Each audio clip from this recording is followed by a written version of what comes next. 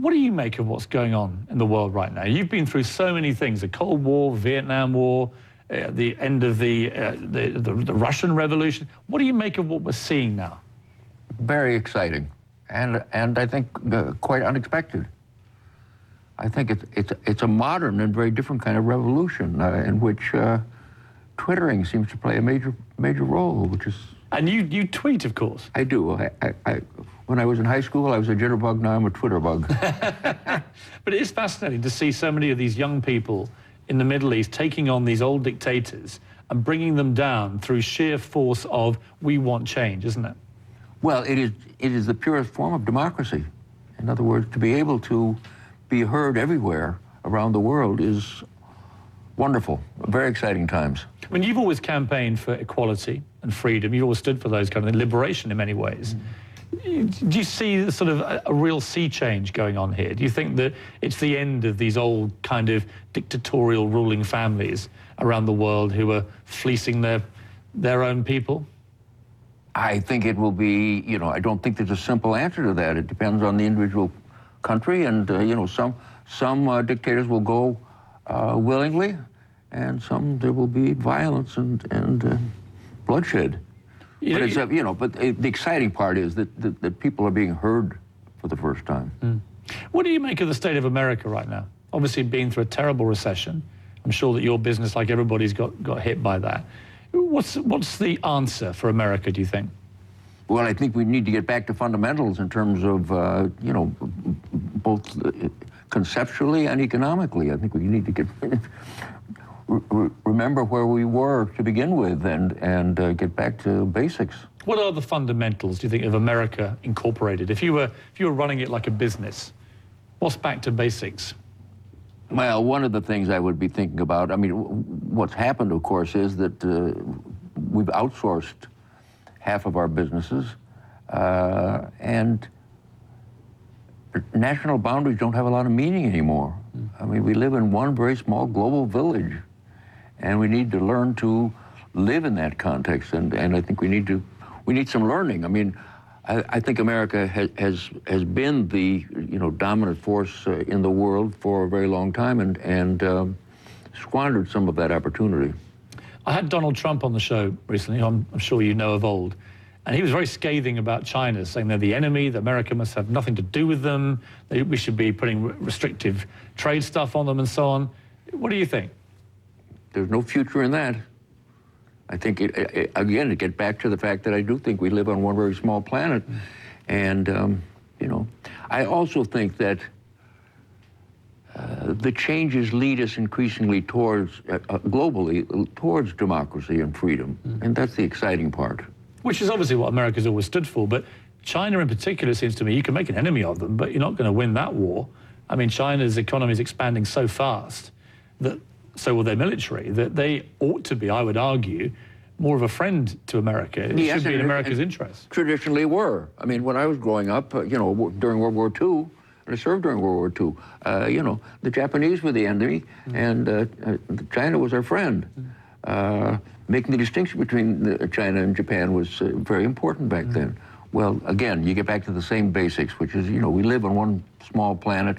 Most of our interests as people are essentially the same.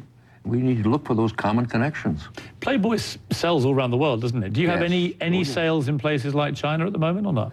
We are one of the most famous brands in China. Really? On the mainland of China, where the magazine is not yet permitted, we are one of the most famous menswear brands.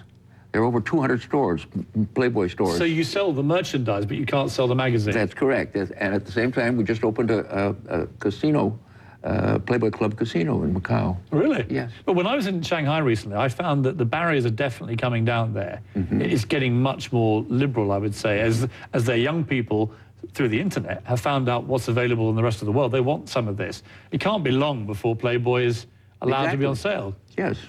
Yes. Well, that's what you get with democracy. When Russia came apart, when the Soviet Union came apart, the first American magazine that all of the Iron Curtain countries wanted was Playboy. And it wasn't just the pretty ladies, it was the stuff. The cars, the wheels, the fashions, you know, It the is- lifestyle. Yeah, your original concept was always lifestyle, not just Yes, the sex, exactly. wasn't it? And you put the two together and you have the ultimate businessman's magazine. Which countries do you think you'll never get into with Playboy? Or do you think... I don't know, but I suppose some of the Muslims will be the last, I suppose. But I think because of the open communication around the world now, desires and yearnings are the same everywhere. So I think that, you know, the repression will give way in time. We've got 10% jobless in America right now. How do you get America back to work? What's the fast way that Obama can try and sort this? Well, you're asking the wrong guy in terms of that. I think that I do think I think, you know, I've been a big fan from initially of Obama, but I think he missed the point in the very beginning because jobs is what it's really all about. In other words, the other considerations, health care and all the rest of it, are all very worthwhile, but we need to put people back to work. You need to get the economy working. Do you think America needs to go back and build things again? I think it's forgotten what it did so magnificently, you know, 40, 50 years ago. Well, not only do we need to put people to work, we need to become more sophisticated in terms of technology. We need to take a look at what happened to our educational system. If you line us up against other foreign countries in terms of education, etc., we are not the greatest anymore. We pride ourselves in being the greatest, but, you know, we've lost track of things. We're going to have a short break, and when I come back, I'm going to bring a young lady onto the set who has apparently tamed the hef.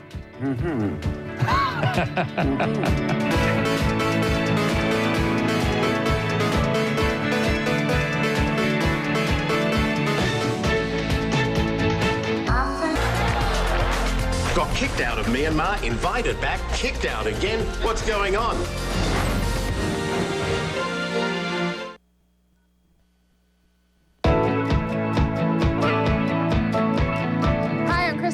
And I'd like to show you around to a couple of Hef and I's favorite spots at the mansion.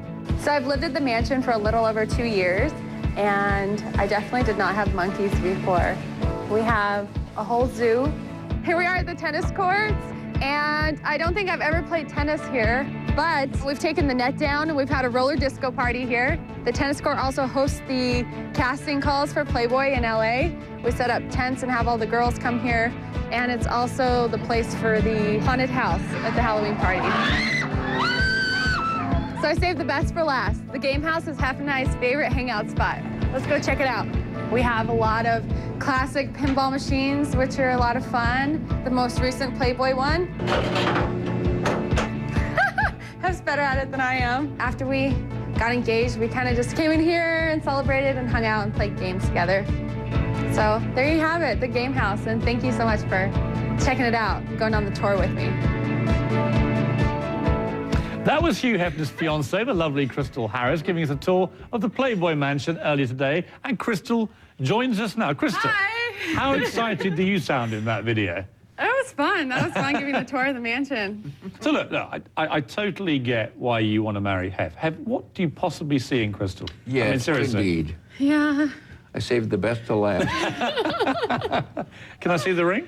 Here's the ring. Good grief. That's a rock. It's not a ring. Oh, it's pretty big. So come on, Hef, look, you could have had any woman in the world. You've had most of them. So how did you narrow it down to Crystal?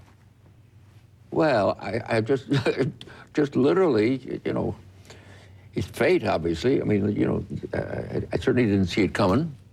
I was not planning on, you know, to some extent, it was Woody Allen who said in one of his movies, Marriage is the Death of Hope. And I had not had a lot of luck in my first couple of marriages, but, you know, I found myself in a relationship. We've been together for about 2.5 years now, where I just couldn't imagine spending the rest of my years with anyone else. And it just doesn't get better than this. I mean, we laugh a lot, and that's what it's all about. Oh, yeah. And I think you've got a scoop for me, haven't you? You're going to reveal the date of the wedding. The date of the wedding. Can I tell him? Sure. It is June 18th. June the 18th. This year, Saturday. Well, we'll be there. we're Obviously, there'll be a excited. huge CNN breaking news event? Of course, you're invited. A June bride. And June bride. my brother will be my best man. The groomsmen will be my two youngest sons, Marston and Cooper. And It's going to be a lot of fun. We've done... the bridesmaids. Bridesmaids are my best friend Anna is my maid of honor, and my two sisters are going to be my bridesmaids. Is it going to be a big glitzy Hollywood affair? Is it going to be at the mansion? And It will be at the mansion, but it'll be a little more intimate. It's going to be fun. I mean, he got married once in the front yard, so I asked if we could do it in the backyard. It's really pretty. In front of the waterfall. Very We have romantic. a waterfall, koi Very pond. romantic. and how did you propose, Hef? Well, it was on Christmas Eve. We were opening presents, and I hid the ring inside a little box of her favorite princess, Disney princess is Ariel, the mermaid. Yeah, I love So Disneyland. I had a little Ariel box, and hidden in it was the ring. He handed it to me and he was winding it up, and I'm like, what's going on? I knew it was a little music box. I opened it, it started twirling, and the ring was inside. I knew. He just said, I hope it fits. And it didn't. It was too big. Now, look, Started to cry. let me just play the opposite end of this happy union here. There'll be people watching this saying, Crystal, come on. What are you doing marrying a guy in his 80s? What's the magic of Hugh Hefner? I love Hef. He's the nicest person I've ever met in my entire life. I have so much fun with him, and it's hard for me to keep up with him. I mean, for my birthday, I wanted to go bowling, and for his birthday, he wanted to go to 2 different nightclubs at the Palms in Las Vegas. So it's fun. We laugh. We have so much fun together. It's the best. And you really don't know, I've said it more than once before, age really is just a number. You really don't know how long you've got. How long does the average marriage last? I mean, Groucho Marx, I think, said, you're only as old as the woman you feel. I didn't say that. He said that. Those are the lines they lay on me.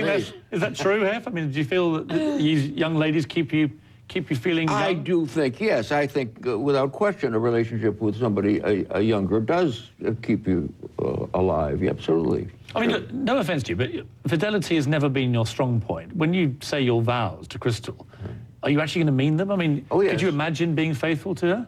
I was faithful. I was married, my last marriage, which was not successful, I was faithful to it.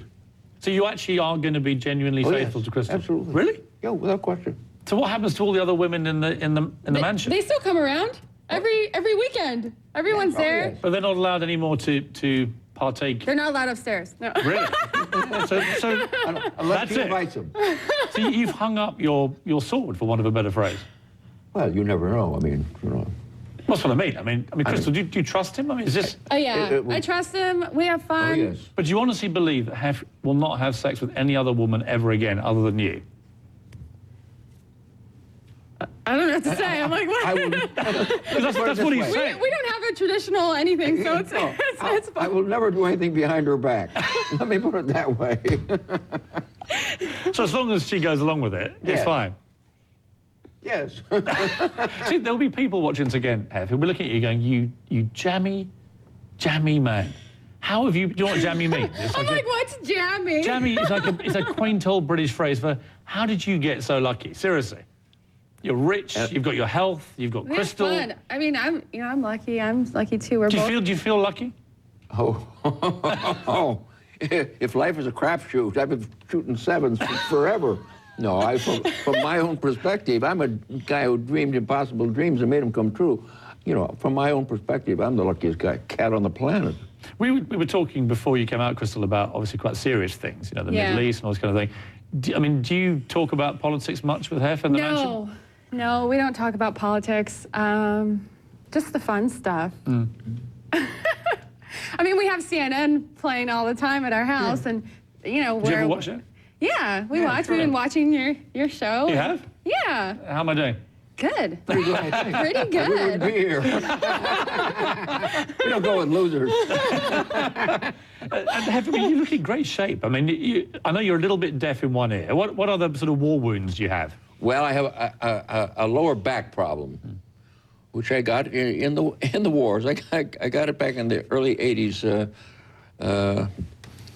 with one too many playmates in bed. But Well, I thought that was just like a story you told. I didn't know it was It's a true story. We're gonna take a quick break. When we come back, I want to talk to you about how the whole Playboy thing started, because that in itself is fascinating.